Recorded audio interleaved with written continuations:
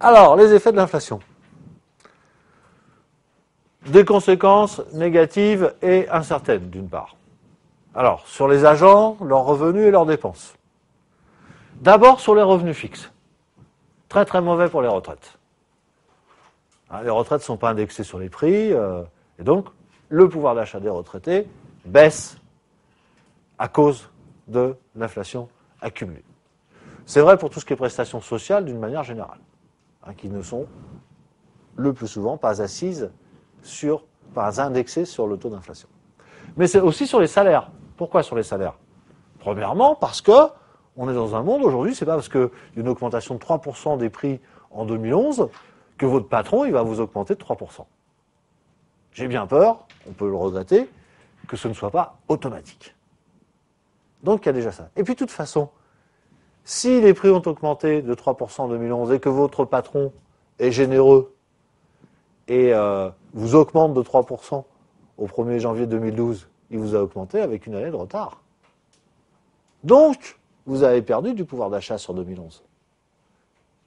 Donc, par ce biais-là, vous comprenez bien que l'inflation nuit finalement même aux salariés.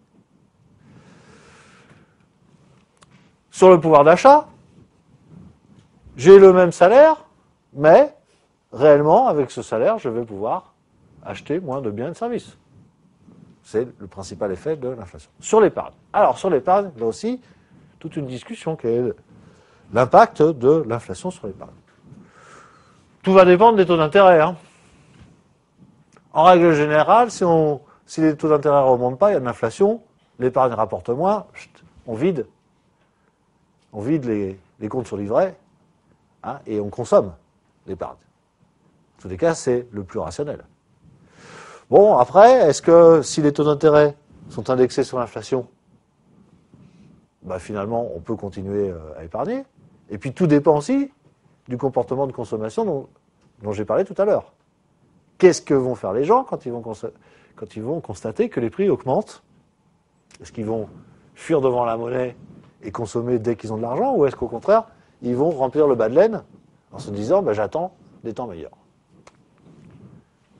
Mais en tous les cas, ça va modifier le volume de l'épargne. Et puis sur les comportements économiques, consommation, mais l'investissement aussi. L'investissement est touché par l'inflation. L'investissement, l'inflation est favorable à l'investissement. Pourquoi?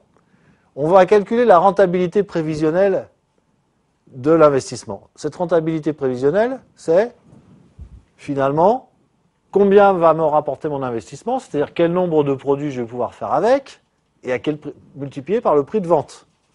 Ça, c'est ce que ça me rapporte, et puis je vais enlever le coût de l'investissement. Le coût des équipements, puis le coût du financement des équipements, c'est-à-dire le taux d'intérêt. Puis la différence, c'est ce que j'appelle la rentabilité de l'investissement. Vous comprenez bien, toutes choses restant égales par ailleurs, si le prix des biens que je vais fabriquer augmente, parce qu'il y a de l'inflation, ça augmente mon chiffre d'affaires prévisionnel, et donc, comme mes coûts restent à changer, ma rentabilité de l'investissement s'améliore. Donc, l'inflation peut être favorable à l'investissement. Sur l'incertitude et l'anticipation de l'avenir, effectivement, l'inflation, elle rend le monde beaucoup plus incertain. Donc, un monde avec inflation est un monde plus risqué pour les comportements économiques qu'un monde sans inflation.